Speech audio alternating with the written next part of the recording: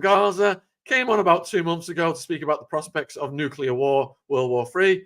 And oh boy, has it heated up since then. Thank you for coming on, Matthew. Thank you, viewers, for all of your questions. And if you've got questions, put them in the chat. Matthew's links are in the description box. I would urge people to support his work. He's on Twitter. He's got his blog. And if you want to read about, his experiences in Gaza, brought tears to my eyes, especially what happened to a young lady who was just snatched, kidnapped in the middle of the night from her parents' house. Do you want to just tell the viewers a little bit about that one to start with, Matthew? Yeah, absolutely. Thanks for having me back on, Sean. I appreciate it. So I was in Palestine for 8 days with a delegation. We went over there to be in solidarity with the Palestinian people and to learn about their struggle for liberation. We met a number of people. We spoke with all types of people. We spoke with, but most important was that we spoke with people who are directly impacted by the occupation. And so we spent most of our time in the West Bank. We did get down to the Gaza border at one point. We could talk about that later. But what you're asking about is about a young woman named Leah Nasir. She's a 24-year-old Christian Palestinian. I mention her faith because for many people in the West, I know especially here in the United States, most people don't think that this is happening to Christians as well. They think this is simply a Muslim versus Jewish thing, and it's not. Palestinian Christians are enduring the same issues of apartheid, occupation, detention, and violence that Palestinian Muslims are. So we met Leanne's mother, Lulu Nasir, and she told us a story of her daughter. Her daughter's a college student. She lives with them. She's 24 years old. And in the spring, I believe it was in April, the Israeli soldiers came to their home and took Leanne away at gunpoint. They put it when Leanne's mother, Lulu, tried to intervene, they put a rifle in her face and they said, "Be quiet or we will shoot you." And that was the last time that Lulu saw her daughter, Leanne. Since then, she's been in what's called administrative detention. So there are more than 12,000 Palestinians in administrative detention. In Israeli prisons. Half of them are in what's called administrative detention. And that's where the Israelis don't provide any charges, any explanation, certainly no evidence. And these people can be held indefinitely in those conditions. We also know that within the Israeli detention system, within these prisons, torture is routine. It's systematic. It's deliberate.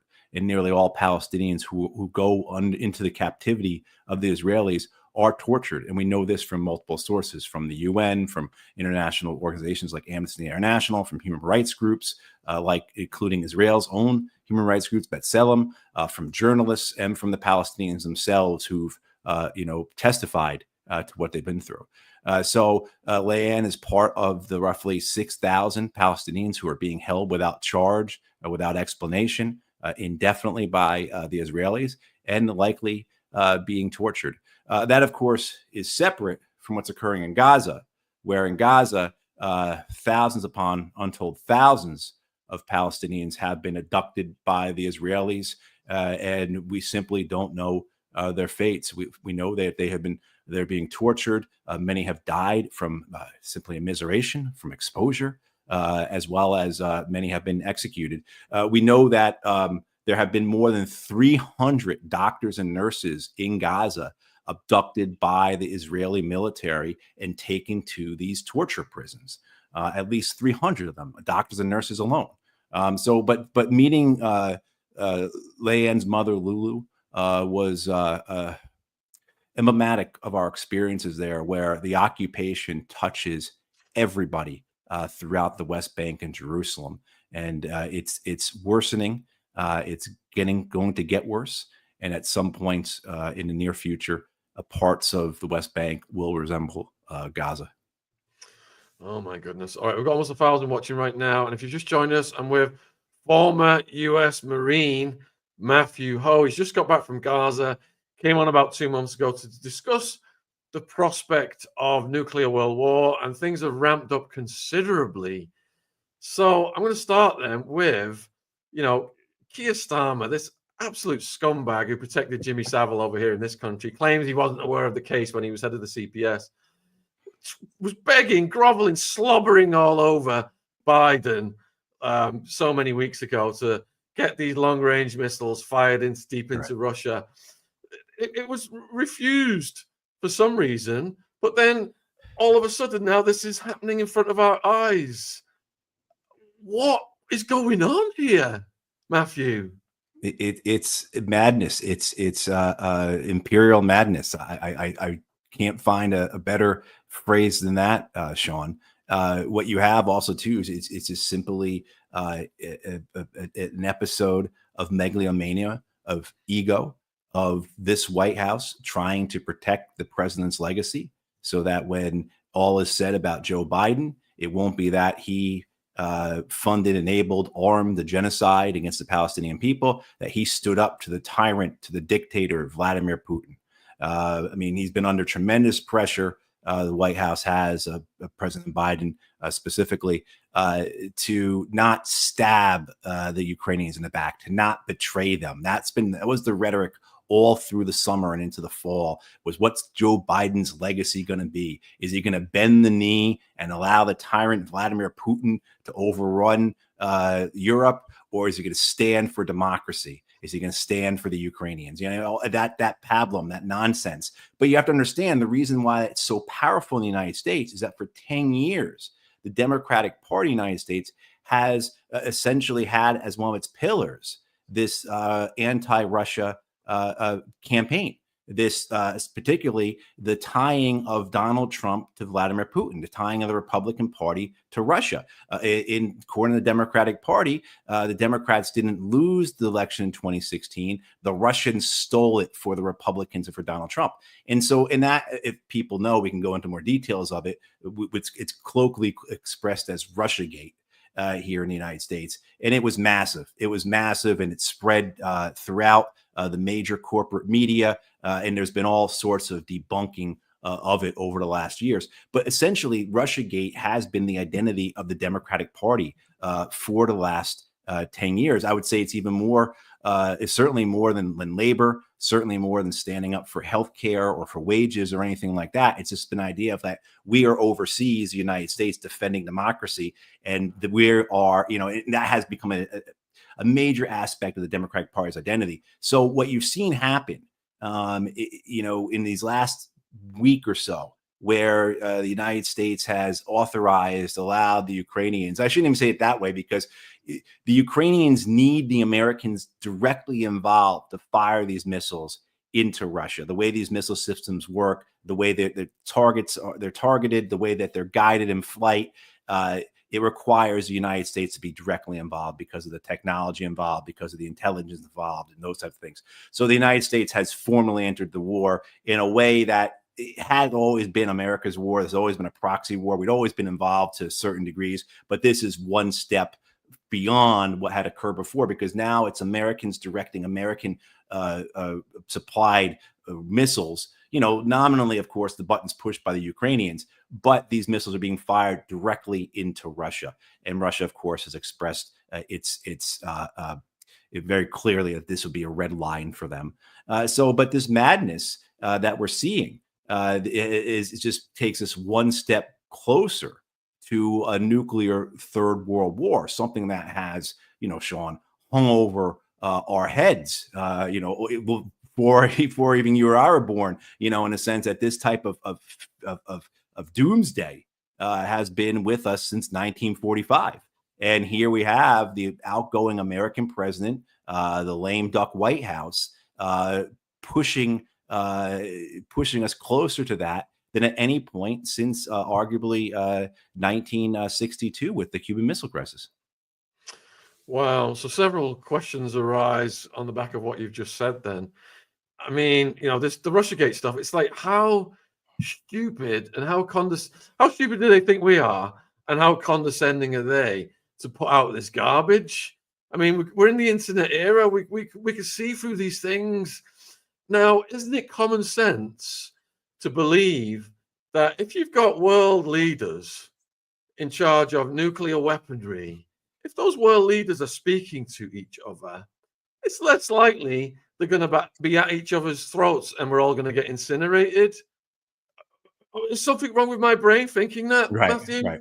Yeah. No, nothing wrong. and this has been the thing I think that has been, there's so many things that have been infuriating, maddening, sickening these last several years with regard, not several years, go back a decade to the coup that occurred in Ukraine. That was the acute or the immediate episode that triggers this decade-long crisis. And of course, it had antecedents before that. Things were occurring before that. But let's just assign that the start date to make it easy for everyone. But that was a big deal, the coup that they put this in motion, that the United States engaged in the coup, overthrew a democratically elected government of Ukraine. Yeah, it was corrupt and all kinds of things like that. But still, it was a democratically elected government that was overthrown violently. The idea, Sean, that somehow this was going to end up any other way than where we're at now, it was something I think many of us saw. It's been apparent that, and even Barack Obama understood this. Barack Obama, when I was still in Washington, D.C., back in the 2014, 2015 timeframe, there was enormous pressure on Barack Obama to further escalate things in Ukraine, further push Russia on this. And I saw this from the vantage of where I was working at, people I worked with. There was, even within the Democratic Party, an animus, an anger at Barack Obama for not sending weapons to Ukraine to really start a war with Russia. And Obama understood what was occurring here. And to his credit, he didn't do that. And I'm not going to be, and no one's going to say, hey, Matt Ho is a huge supporter of Barack Obama. But if Barack Obama had been in office in the last 4 years, I doubt we would be in the position we were in, because Barack Obama understood that Russia had, as Obama called it, escalatory dominance, that Russia was always going to care more about Ukraine than the United States ever could. And so Obama resisted it. And there, a lot of blood on Obama's hands. Please don't confuse what I'm saying. But the reality is that once Trump came into office, things started escalating. And it got to the point when Biden comes into office that you combine with the Russiagate and the inertia of the American empire and the inertia of of our militarized foreign policy, the deep state, whatever you want to call it. This is what combines to make this war essentially inevitable. And to your point, though, to get back to what you're saying, because it's so important, Sean, these people don't talk to each other. They don't talk to each other. I can relate a conversation. Friend of mine who goes to the United Nations quite often, takes part in a number of events there, and he knows many of the people there. And he told me a story that he went up to the deputy ambassador for the United States to the United Nations, a guy named Robert Woods. And he said to Ambassador Woods, hey, look, and this is regarding the Iranians, but same storyline, right? Same imperial American storyline about the bad guys. We can't talk to them. They're pure evil, et cetera, et cetera. And, he says to Woods, he says, hey, the Iranians are right over there. There's at some event, and the Iranians are standing right. Why don't you go over there and talk to them? And Ambassador Woods says, this is a career foreign service, career diplomat, says, why would I do that? Right. And that essentially is the arrogance. That's the chauvinism. That's the entitlement of the American imperial mind. And so you have this incredible situation, right? This circumstance where we are now at the closest point we've been to nuclear war in 60 years, more than 60 years. And our leaders can't talk to each other. There does not seem the ability for President Biden to pick up the phone and call Vladimir Putin and vice versa. And so we're in this terribly dangerous position where, as people saw last week with the use of that newest Russian intermediate hypersonic missile that flies at 10 times the speed of sound, things can occur very quickly here, very rapidly. And there's been other developments in terms of the balance of forces with nuclear weapons, the ability now of the United States submarines or nuclear submarines to launch first strike attacks against not just Russian missile silos, but also Russian command and control centers. So ostensibly, the United States could destroy the bunker that Vladimir Putin is in within 15 minutes. I mean, that's essentially where the world is at because of the new warheads we have put onto our submarines. And we put these new warheads as part of a $1.7 trillion modernization of American nuclear weapons. It's going to include a bomber plane, a B-21 that costs all said and done, these planes are going to cost $2 billion a piece. These new land-based missiles that have been essentially obsolete for the last 70, 80 years, but we keep making them, on these enhanced submarines submarine launched ballistic missiles that, again, can do a first strike that previous generations of submarine launched ballistic missiles couldn't do, that has radically altered how forces balance. It has taken away essentially mutually assured destruction. And again, there's no telephone for the two powers to talk to each other. That red telephone that we see in the movie that sits on the desk, it doesn't seem to exist. And so we're in a very, very frightening and dangerous place. And so you see this decision making, back to your original question about Joe Biden making this decision to send that the Ukrainians fire ATACMS into Ukraine. You've got this lame duck presidency that is devoted to improving, or at least providing some legacy for the outgoing president, that is all wrapped around the hysteria and the mania of Russiagate, tied into the American empire having these enemies abroad that they have to contest all the time. And these next 60 days until Donald Trump comes into office will be or are very dangerous. And the terrible thing about all this, Sean, is that it looks like the incoming administration will be just as bad as this administration. So where I think some of us, where we looked for a silver lining within Trump's election, and maybe that silver lining was that, well, at least maybe the war in Ukraine will come to an end. This is what he's saying.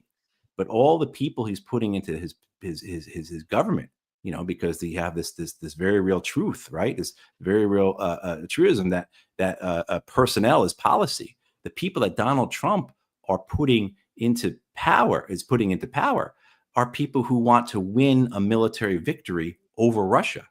So we don't see the possibility right now that maybe perhaps with Trump coming in, things will get better, that there will be negotiations, that the war in Ukraine will come to a close.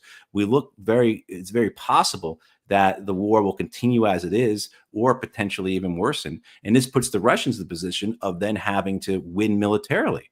And of course, what does that mean? What does that look like? So, I mean, I'll leave it at that, but I'm sorry to be not more hopeful or optimistic. No, great answers. We'll get back to Trump in a minute. I've just got a few more questions going back to the escalation. So Ukraine, the long-range missiles were fired into Russia.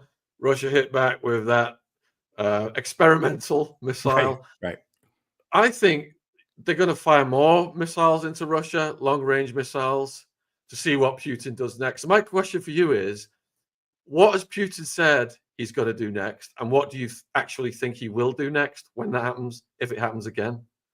Well, certainly the Russians have made it clear that their options are open, that they can expand their attacks to hit Ukrainian targets that were previously not attacked. They call them Russian decision-making, Ukrainian decision-making centers, essentially the Ukrainian presidential palace, right? They could level. They have already hit this week. They did a very well orchestrated attack on Ukraine's energy grid, turned the power off for several million Ukrainians at least.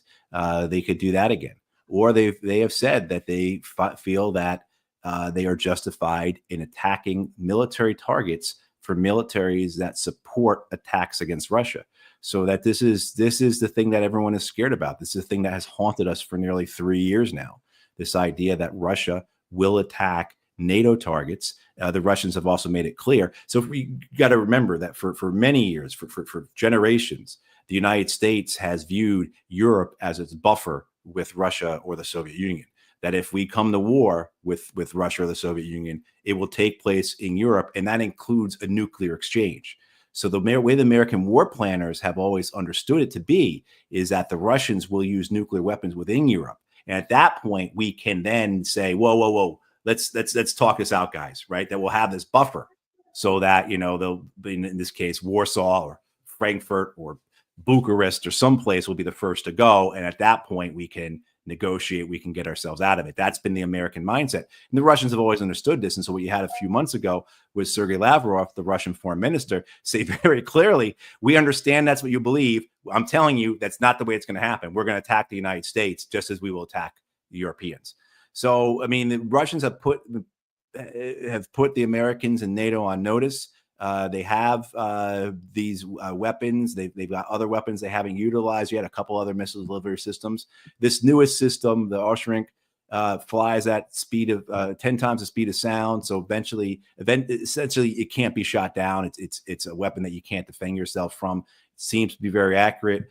Whether or not it has the effect on the ground in terms of the results, destroying things, we simply don't know yet. The Russians are saying it destroyed everything. The Ukrainians are saying it destroyed nothing. We really don't know. It's an interesting weapon because it doesn't use an explosive warhead. This thing flies so fast that essentially it just has lithium rods, these long, big, highly dense rods. And the speed, it's just pure, this is pure ninth grade, I forget what you all call your ninth grade in the UK, but essentially this is physics at work here, where you take something very dense, very heavy, you have it travel very fast, and it collides with something, and the resulting explosion is near nuclear. So that's what the type of weaponry you're looking at here. And Russia is a nation that the leadership via Vladimir Putin is one that doesn't bluff. This last several years, people have misinterpreted what the Russians have said. You've had these cranks, I want to call them these hacks who are defending the war in the US, in the UK, throughout NATO, saying, look, we've crossed Russia's red lines already. They haven't responded, but we've never actually crossed any of the red lines as the Russians see it. It's only been the way we've been projecting it in order to defend increasing aggression against Russia by saying, look, they haven't done anything, we can do more. It's sheer madness, and where it goes again is to a place, we're in a place that's very, very dangerous. All right, so let's assume then that these missiles are fired again into Russia and Putin reacts. Has Putin indicated that he may hit countries other than Ukraine? For example, NATO facilities in surrounding countries, for example, Poland. They have. They've said that clearly, but they've also said, the UK and the United States would be targets as well. Where that would be, what they would target, would they target, say, like Cyprus? The UK's military facilities there. Would they target U.S. ships at sea? Certainly reconnaissance aircraft, satellites, those types of things. I don't think they're going to launch a strike on Los Angeles or Birmingham or anything like that. But, you have to understand that the way the Russians view this, one, they view that they've been acting in great restraint. And also I want to say to everyone, just because I understand the Russians doesn't mean I sympathize with them. But the Russians believe they've been acting with great restraint. But their doctrine calls for the use of missiles, rockets, bombs, etc., against deep targets. So against targets that would be utilized by NATO, because they view this as a war against NATO, not just as a war against the U.S. or Ukraine, but as a war against NATO. So they would strike, according to their doctrine, they would strike higher headquarters targets, command and control targets, and maybe logistics facilities that are of a strategic importance, so very important to the war effort in Ukraine. Particularly, they would likely go after things that were tied to the Storm Shadows, the ATACMS. This is why it'd be likely if they did this, it would go after what's called ISR, intelligence, surveillance, reconnaissance assets. So whether it's the satellites, the planes, the ground stations would have the big satellites where the communications all go through, those types of things they may go after. But they realize the danger in doing that, and they don't want a war with NATO. But they also have a very flexible nuclear response. It's been loosened in the last year. It seems as if they're loosening it again. And essentially, conventional strikes against Russian facilities, the Russians in their doctrine could retaliate with nuclear weapons. So if you get into a war with NATO, and the Russians get into a war with NATO, and NATO puts troops into Ukraine, Then, of course, NATO has to provide air support and cover for those troops. That means they have to then go after Russian air defense systems and airfields deep within Russia. The airfield deep within Russia. That means they're then going to hit Russian higher military command and control centers.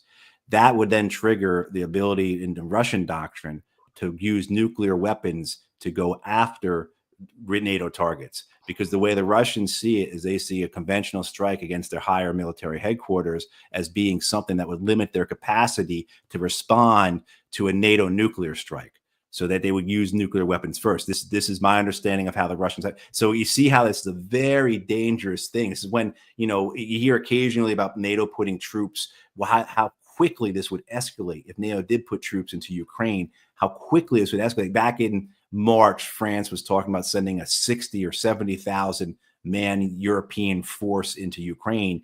And of course, you'd have to have, again, like I said, that air cover. You'd have to have those deep missile strikes into Russia to protect those NATO troops. And that would then set that ball in motion where one thing after another leads to the Russians saying, hey, on our checklist, it's now time for us to use nuclear weapons. Wow, that's absolutely terrifying. Yeah. Media narrative from the media who told us Saddam Hussein had weapons of mass destruction, nonetheless. The mainstream media narrative is that, Putin's this mad dog. Right. It's Ukraine, and it's all he's going to expand across Europe, etc. And the likes of anyone who discusses any other alternative scenarios, such as me and you, Matt, we are pro-Putin. We're against Ukraine. I feel sorry for the people of Ukraine. Boris Johnson has got the lives of 600,000 people on his hands for scuppering the peace deal. Ukraine has been carved up by billionaires, including BlackRock, and that's what they're trying to do right now. I think they're just trying to salvage that and squeeze every last drop of blood and money out of it that they can. And while the Biden admin is still in office. But the thing is, they keep repeating he's going to invade Poland next. He's going to invade Poland next. So if these long-range missiles are fired into Russia, and Putin then does bomb a NATO-related facility in Poland, it'll be all over the news here. We told you so. He's attacking Poland. He's attacking Poland. That's exactly right. And the Russians, again, do not want to fight a war with NATO, and they fear it. They believe it's a possibility. So remember several months ago in August when the Ukrainians sent troops into the Kursk region of Russia on that, essentially like that political stunt sent all those men to their deaths just so Zelensky could go to New York to the UN, argue for these weapons, right? Say we want more weapons as well, allow us to send these missiles into Russia. That was all a political stunt so that the West would say, oh, look at these plucky Ukrainians. Look how they're not giving up. How can we let them down? We got to give them the weapons they need. We got to give them the ability to fire missiles into Russia. It took several months, but eventually it's paid off after the American elections. The idea that what you saw, though, is that Russia has a large reserve. 300,000 men or so in reserve. And a lot of us thought that, okay, they're just going to use the reserve to go after and remove the Ukrainian forces from the Kursk region. And they didn't. And they took their time. I don't think anyone's ever seen a country act so nonchalantly about being invaded as Russia did, because they knew this was no consequence. They recognized it for what it was, a political stunt, a PR stunt by the Ukrainians to try and maintain favor with the West, to try and keep the West support. But we didn't see them move that reserve and utilize that reserve. And it's because they're afraid of a war with NATO. They want to keep, and same thing too. How come they haven't committed this reserve to fully break the Ukrainian line? It's because they really are afraid of a war with NATO. I mean, the idea that they're going to steamroll through Ukraine when, in almost 3 years, they've only gotten through about, they've only gotten through about 15% of Ukraine, roughly. I mean, that they're going to steamroll through and they're going to be in Paris by Christmas time or something like that is, absurd. It's ridiculous. It's also not what the Russians want. The Russians are very clear about what they want.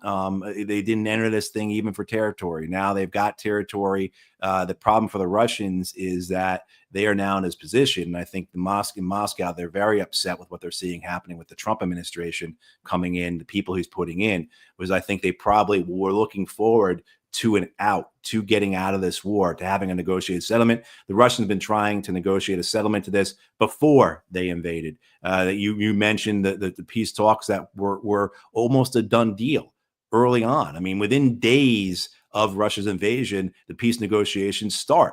I mean, so you can see clearly right there what the Russia's intentions were. They went right to negotiations within 2 days or 3 days of the invasion.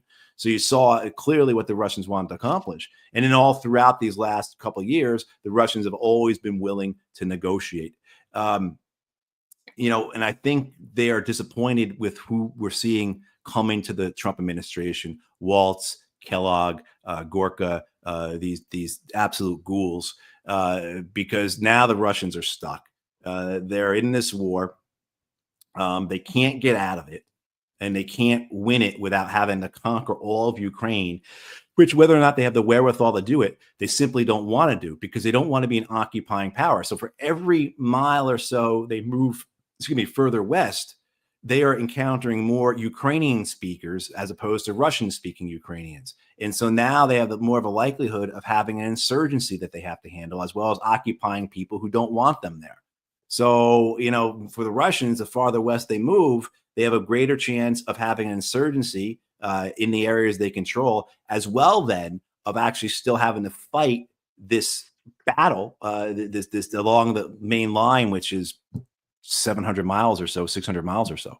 So the Russians are in a difficult position, and I think they do want to get out of it, but they're also not going to surrender. They're not going to give in, and they do have the upper hand. Certainly, they have upper hand in a number of ways, including with their industry. And one of the things regarding, say, these missiles that are being built, all the different types of Russian cruise and ballistic missiles, many of them hypersonic. Hypersonic means they can fly faster than 5 times the speed of sound, which essentially means they can't be shot down. The Russians this week said they're going to increase the production of those missiles by 30%. So the Russians certainly feel that they can continue to carry on this war, except they obviously don't want to, because now they're getting into territory and taking on things that they never intended to do. So this is a really difficult spot for everybody at the moment. And again, it's disappointing. I don't know why any of us actually thought this Trump administration might be different than the last, shame on us kind of thing. But that this is what we're looking at right now. All right, we've got about 25 minutes left with Matthew Ho, ex-Marine captain, and his links are in the description box. Matthew has lived this. It's guys who put their lives on the line. They think the deepest about why they are doing this, and then they realize the machinations of the deep state and what is really going on in the world. So he spent his life studying, living this, folks. I know you put loads of questions in. I just got so many myself. I've been hogging the whole thing. I've got one more, and I'll hand it over to you guys. And for the last 15 minutes, we'll get over to Gaza and Israel and Palestine. But my final question before I'll give you the viewers' questions is that, earlier on you said that Obama saw the insanity of escalation with Russia. Okay. A month or so ago, when Keir Starmer was slobbering all over Biden, the Biden administration perhaps saw the insanity of escalation with Russia. Who's made the decision to completely reverse that? Biden obviously can't make decisions. He's right. Who's controlling this? I think it's a couple different things. One of the reasons why they felt it wasn't time to do this back in September when Starmer came over, which also coincided with Zelensky coming over for the UN General Assembly, was that it wasn't the right time for the American elections, that they didn't want the Ukraine war to be an issue in the general. And that changed in the course of a year. If people recall, the very first campaign ad for the Biden-Harris reelection campaign back in September of 2023 was of Joe Biden as a wartime commander-in-chief, right? Of Joe Biden going to Ukraine, and walking around with his sunglasses on and everything else. And so in a year's time, they realize this is not the issue we want to have first and foremost. Now, certainly their base, the Democratic Party base, many of them still fly the blue and yellow flags outside their home. But in terms of the voters they were trying to get, this wasn't something for them. So they didn't want Ukraine to come back in the headlines prior to the election. There's another aspect of this too, where they really do believe in this war, though. They really do believe in what they're doing. They really do believe it because this is what they do as loyal officers and stewards of the American empire, right? So they really do believe in their purposes here. And they are afraid that Donald Trump was going to pull them out of this war, right? And that would hurt the American empire. And so the idea being is that we're going to do things to make it impossible for Trump to get out. Now, of course, if we're saying the people Trump's putting in the office, it doesn't seem like that's what they're going to do anyway. Now, one of the things that you mentioned before, I neglected to speak to, was why Ukraine is so invested in this, why Ukraine, the Ukrainian government, which is incredibly corrupt, right? I mean, and just couldn't care less about the people that, all these men, you can't even call them young men. Many of them, the average age of the Ukrainian soldiers, like 41 or 42, but these just hundreds of thousands of souls who've been thrown into the furnace to keep this war going, right? As well as the destruction. One of the things that the Biden administration is looking to authorize is sending more landmines to Ukraine. So even if we had a magic wand, Sean, and we could stop this thing right now, you still are going to have generations of Ukrainians who have to deal with the toxic legacy of war, the remnants of war. So we're talking about how modern war poisoned the ground, the air, the water. People aren't familiar with what I'm talking about. Talk to the Cambodians, the Laotians, the Vietnamese, the Iraqis, right? Where women will in Ukraine, and it will happen in Russia as well, because the Russian soldiers will bring it back with them as well. For generations, Ukrainian and Russian women will be giving birth to dead, deformed, and disabled children. This is what's going to happen to them, as well as the land has just been, the water, the sea has been poisoned. And then the idea that there are just, how long will it take to clear all the unexploded bombs and missiles and rockets and shells and everything else? And now they want to put more landmines into the ground. So the idea that what the heck are the Ukrainians doing here? Why are they willing to allow their country to be destroyed this way and to have no future? As you said before, best thing that's going to happen right now for Ukraine is that the war is going to end and BlackRock's going to take over. How in anybody's universe is that the best thing? But it is, right? I mean, this is what we've done to Ukraine. We've treated Ukraine just as pawns on this global chessboard, this global geopolitical chessboard, this real life game of Risk, which is how so many in Washington, D.C., particularly in the foreign policy community, view things. They are acolytes of Zbigniew Brzezinski. They are followers of Henry Kissinger. And this is how they view people. This is how they view land. This is how they view nations, as expendable for the purposes of the empire. So, I mean, why is Ukraine going along with this? Why would Zelensky say, hey, let's really try and get this war to escalate even further, to make this worse, to bring on a full Russian onslaught onto our cities? It's because he feels it's the only way for himself to stay in power. His best bet and his clique, his cabal there, that he rules with, the only way they can maintain where they're at is if the West comes, if NATO, the Americans, the Brits, the French, etc., come further into the war. That's the only thing that's going to save them. So you look at all this and it's just so sickening. You're sickened by it. As it goes forward. So, but this question about why didn't they do it then? I think really, why didn't they authorize the missiles back in September? Why didn't they embarrass Starmer like that? Although, even from the United States, I can tell that Starmer has no problem embarrassing himself all on his own. But it had a lot to do, I think, with just domestic American political politics. Got a question from Lady Letitia. Why is it okay for Russia to take Ukraine? Oh, it's not. It's not. I've said this many times that, this is a clear violation. I've said this at the United Nations, sat two seats down from the Russian ambassador to the UN. It said it's a clear violation of international law. This war is a moral horror show, and that those who are taking part in it were fools and madmen. It's something that never should have occurred. There's no, just because you understand the war is unwinnable And just because you understand the other side, it doesn't mean you empathize with their goals. Doesn't mean you think that the war is correct. Certainly, we can get into conversation about what causes war, the deliberate provocations of the West, of NATO towards Russia.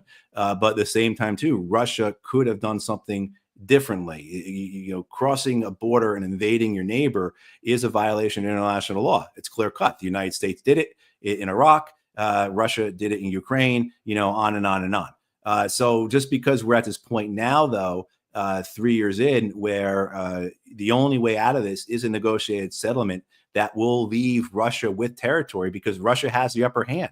And there's never been any chance of evicting Russia from Ukraine. Once Russia went into Ukraine, it was over. And that's why the West, particularly the United States and the UK, should have done the opposite of what they did, which was provoke this war and then practice deliberate diplomatic malpractice in ensuring that this war came to fruition. But once Russia went in, there was never any way of getting Russia out of Ukraine except with the, with a NATO army, without 300 to 500,000 NATO troops, aircraft, ships, missiles, everything else. That was the only way you were ever going to get Russia out of Ukraine, and that was apparent. It's been apparent for years, and this is where we're at.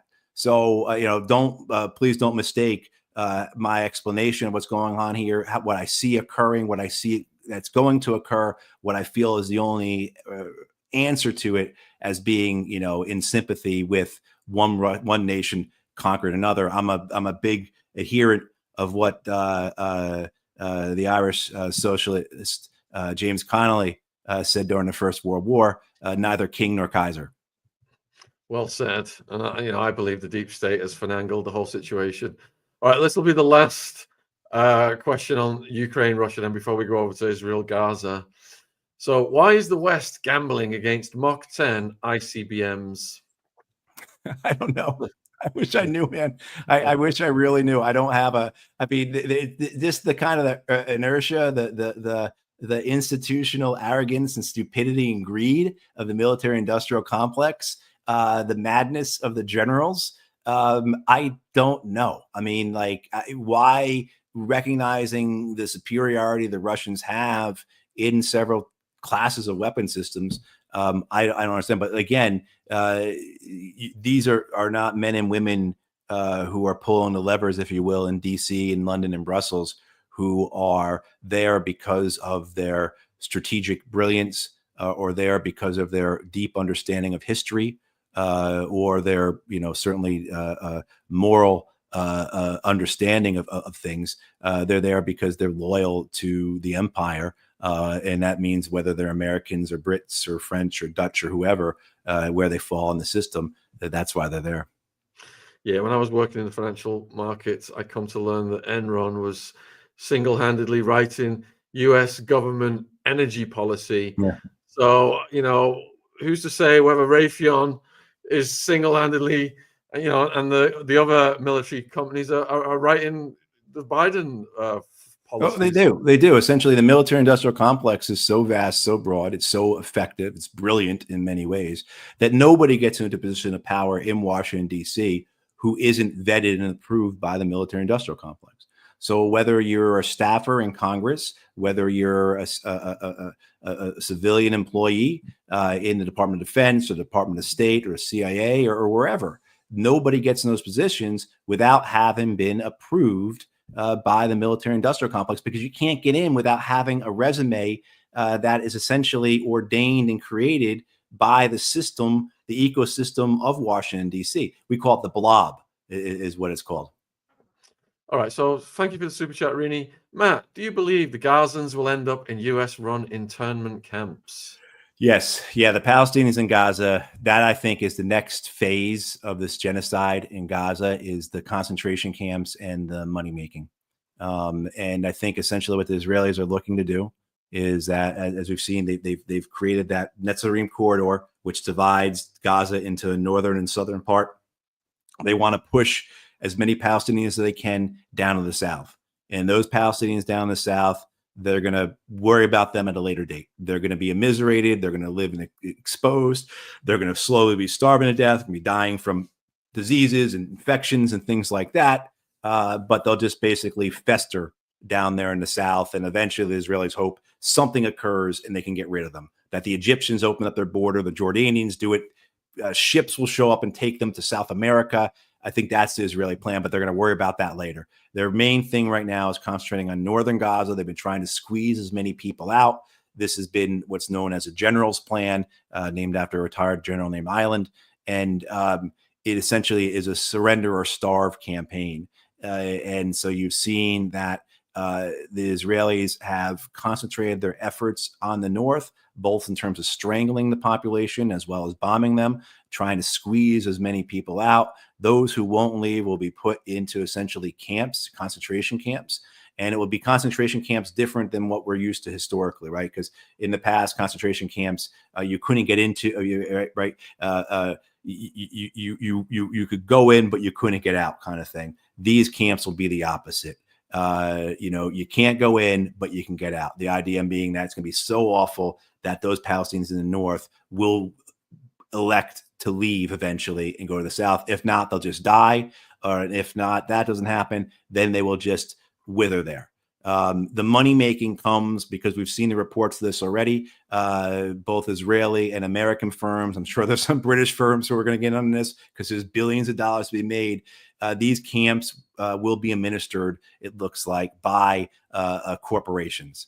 So they'll bring in mercenaries, they'll bring in development groups, all these privateers of modern warfare. One of the groups, of course, that we've already seen listed as being likely to be involved in this is a firm called Constellus, which you trace its roots back. That's Blackwater. If people remember Blackwater and Eric Prince from the Iraq war. So essentially what you're looking at the next phase of the genocide in Gaza in the north being this concentration camp and money-making phase. And that, of course, opens it up for the Israelis to begin to resettle Gaza. And we know that's just a matter of time. Actually, when I was down at the Gaza border 2 weeks ago, Daniela Weiss, who is one of the prominent leaders of the settlement movement within Israel, she was there and she was doing a big press briefing. She had brought 40 trailers or caravans with her and essentially saying, we will be in Gaza within the year. And then just this past week, she said, I have 750 families who are ready to move into Gaza. So in addition to the concentration camps, the money making, you also see the resettlement of Gaza. But the Cheney's are licking their lips as well. The prospect of charging Marines $50 for a banana in the chow hall. Question for Fim. Fim, will the Israel-Palestine war bring on World War? Is it another path to World War III? It's certainly possible. I've got to give the Israelis credit. And again, just like when I speak about the Russians, I don't, people look at my background, they'll know I'm not an Israel supporter by any means. The Israelis have done a good job of facing the axis of resistance and taking the axis of resistance one at a time. So the axis of resistance is Iran, it's Syria, it's Iraq, it's Hezbollah in Lebanon, it's the Yemenis, and then it's the Palestinians. And the Israelis have done, you have to recognize this, they've done a good job of fighting the axis of resistance one at a time, right? So concentrating, and for the Israelis, we also have to remember the Palestinians are the priority. All you hear about Iran and everything else, no. The Palestinians are the priority for Israel, always have been, always will be. Iran is a great boogeyman to help the West come in, and you make this all about how the Ayatollahs and mullahs and the Tehran are behind everything. That just distracts from the reality of what the Israelis have been doing to the Palestinians for decades. But what we just saw with the ceasefire in Lebanon with the Israelis have been able to essentially take Hezbollah out of the war. And now what we're seeing with the war blowing back open in Syria with both with the opposition forces, the Islamist forces, as well as the Turkish-backed forces coming out of Idlib. This has caused Syria to be off balance, and coupled with American and Israeli strikes against Syria for months now, has made that Syria not that big of an issue for Israel. And so essentially you're seeing the Israelis one at a time. And the same thing with Iran. They've basically put each other into a checked position. I don't think either side want to go farther with the missile strikes they exchanged. I think both Iran and Israel recognize that there's nothing as good is going to come out of each other, flatten each other's cities. But there is that danger. There is the danger there that, something will occur. History certainly teaches us this, that something will occur. There'll be a miscalculation. There'll be arrogance, or there'll be a misunderstanding or what have you that leads to further involvement. And of course, the wild card is the Trump administration. You have a lot of people coming in the Trump administration who are eager for war with Iran. Maybe they're more eager for war with China, but they certainly want war with Iran. They've wanted war with Iran for decades, and they certainly believe that Iran is the priority, regardless of what Israel actually wants. So there's a possibility that you could see that. Where this goes, I think certainly something happens in 6 weeks, 6 months, 6 years. Things have been put in motion that cannot be undone. And you're seeing the creation of alliances, a shifting of power, creation of alternatives, nations more desperate and with the understanding that we need to get away from the American empire as quickly and as possibly can. So you're seeing alternatives to the U.S. Empire coming into clearer view, and most especially say like the BRICS system. But what that means is that in the future, is it possible 5 years, 10 years from now to have a nation like Turkey have a nuclear weapon and be willing to confront Israel because the United States no longer has the preeminence of power in the region as it does now, and Turkey has the ability to be backed by nations like Russia and China. So while I don't think a regional war that would lead to a world war is likely in the next year or so, it's still there for 5-10 years from now. I think where I'm afraid of. I'll caveat that all with the American baseball player Yogi Berra, one of his wisdoms, that predictions are hard, especially when they're about the future. Yeah. Indeed, they are. Otherwise, we'd all be millionaires in the stock market. All right. So, Karen Fleming, Matthew, do you think there'll be a chemical war? We've got about 5 minutes left, Matt. No, I don't think so. I don't think there'll be a chemical war or any type of biological or any type of alternative. We're looking at primarily, I think, conventional war that could lead up to nuclear war. Does Iran have nukes, or is it days away from having nukes, as Scott Ritter's been saying? No, they are, and I certainly defer to Scott on all of this. People should follow Scott Ritter, listen to what he says. He's been right about things for decades now. No, they do not have a nuclear weapon, but they can get one. And the thing that holds the Iranians back, people have to understand, is that there is a fatwa, there's a religious order, a religious decision from the supreme leader going back years now that says it's un-Islamic to have a weapon of mass destruction. Now you're hearing things in the last year coming out of Iran saying we may have to reconsider that, or the next supreme leader may reconsider that. So right now the Iranians are holding off on that, but they certainly can pursue one if they want to. They have the technology, they have the ability, they have the expertise. But my fear is that it's just not Iran, but that you'd see a nation like Turkey get one. The Pakistanis, of course, have said that they would sell it to Turks, give it to them, essentially, other nations as well. So there's that fear there. Question from Liam on the YouTube community wall. How vulnerable would the UK be in terms of World War III versus a country like the USA? Oh, incredibly vulnerable. I mean, incredibly vulnerable. I mean, because you're fully tied into the American military machine, the American war machine. So the way the United States conducts itself around the world, all the other nations that are within the empire are integrated into that military structure. So there's no purpose in only just going after American targets, because you have to go after British targets as well to fully take down the American military machine. So certainly the UK would be as vulnerable as any other nation would if war was to start. And the problem being too is that the UK, your leaders are at the forefront of this. So it's your leadership that's as bad as this is ours. In some ways, I'd argue worse. Way we were saying before, Keir Starmer banging on since he came into power about escalating this war in Ukraine. At least the Americans had the decency to hold off until our elections, but as soon as he came in, he was banging on about it. So, yeah, but I would say that the Brits, you all are as vulnerable as the Americans are. Question from Kelly. What provisions would the government make re bunkers and other needed supplies if there is nuclear war?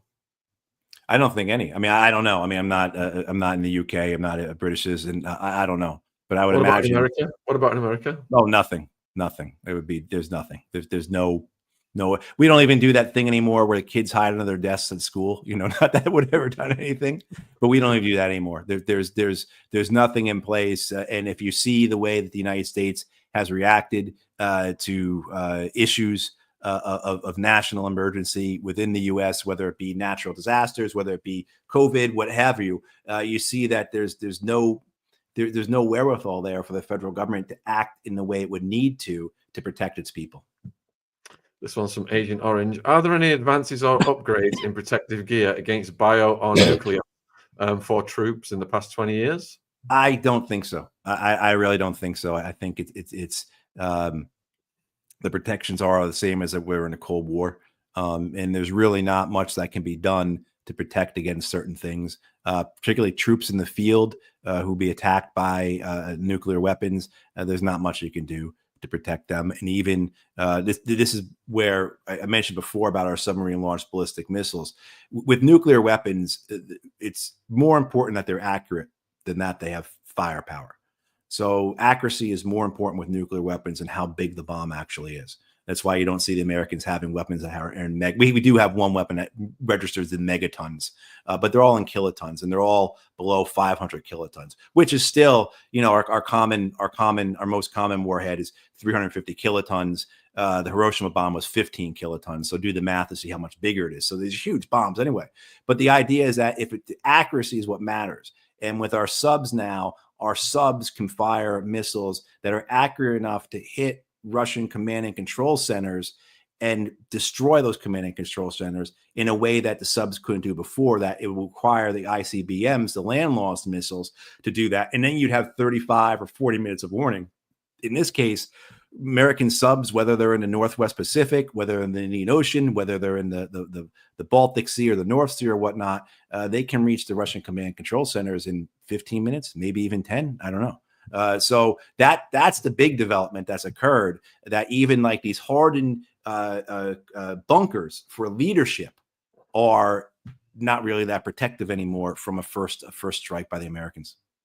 Wow, Matt, absolutely fascinating, and I appreciate you coming on and spending this time. I might have some nightmares tonight, but nonetheless, I like to be realistic about these things. We salute your bravery going out there, and we salute the mission that you're on, and really appreciate you educating us with your knowledge and experience. And viewers, Matt's links are in the description box. If you're watching this on YouTube, please go down and support his important work, and we would love to get you back on again at some point as well. So have a great rest of your day, my friend. All right, thank you, Sean, and I appreciate everyone watching and listening, and everyone be well. All right, cheers. Okay. Thank you. Bye bye. What a great guy. We got through most of the questions. Thank you for sending your questions in, viewers. We have now got a Survivor video coming up. It was an event I spoke at in London. I hosted a couple of weeks ago. And you've got Paul Stevens. He wrote a book about the man who did these monstrous things to him. And the man got arrested and sentenced to hundreds of years. So at the event, other survivors who've never spoken before get on the stage. And it is raw emotion. It is so powerful. And the one guy who could barely speak, but all this energy, the trauma getting released was crackling off him. On the way down the stairs, he turned and said to me, I said to him, how do you feel after that? He said, I feel like a weight has lifted from me. Imagine all those years you've had that trauma. You get to speak to the public and it lifts a weight from you. And that absolutely made my day. So this video will customize over to Paul Stevens Part 2. If you missed the original podcast with him, the link is in the description box. So check it out, and thanks for your questions. And we will be having some more war correspondence on in the coming weeks. Take care.